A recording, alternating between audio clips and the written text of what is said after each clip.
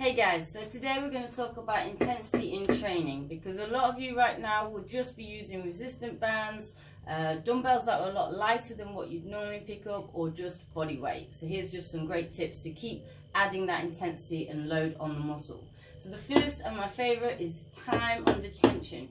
So this is just about manipulating the tempo and the speed of the exercise. And that is basically, like I said, how long the muscle is under strain. So we can change this in so many different ways. Initially it is just by changing the speed. So you might normally do a squat, straight up, straight down, straight up, straight down. Why don't we change it to a tempo of 4 and 4? So you're going to go 4 on the way down, 4 on the way up. And that's really slow. So a nice slow squat, and that's just going to change how much intensity and the muscles under the load, and it's going to feel completely different. Okay, this also brings me on to the rests. So where you would normally rest on the squat would be at the top. So you do your lift. Whoa, that was hard work. Now do another squat. Whoa, that was hard work.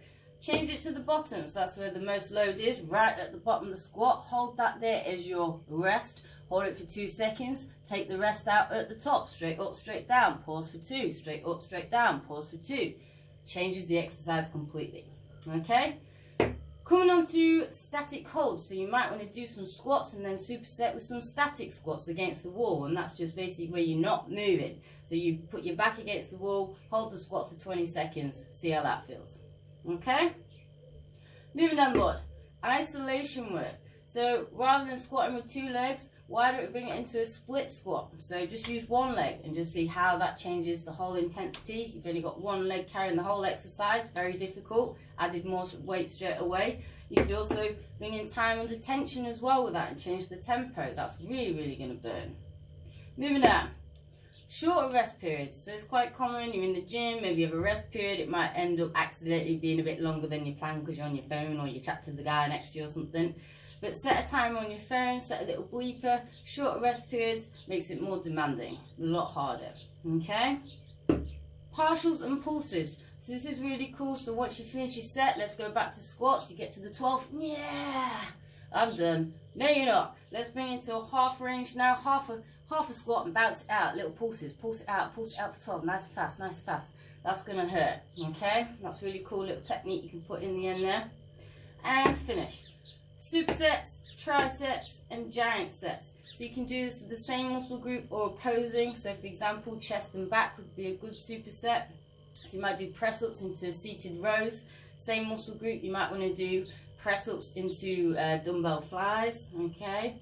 Triceps is basically 3 exercises. Giant sets comes on to 4 or more. So giant sets are great for doing big muscle groups like legs.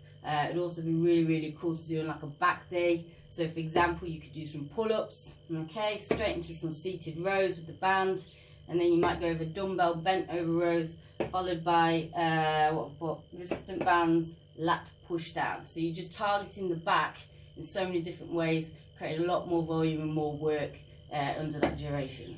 Okay, cool. Anything else?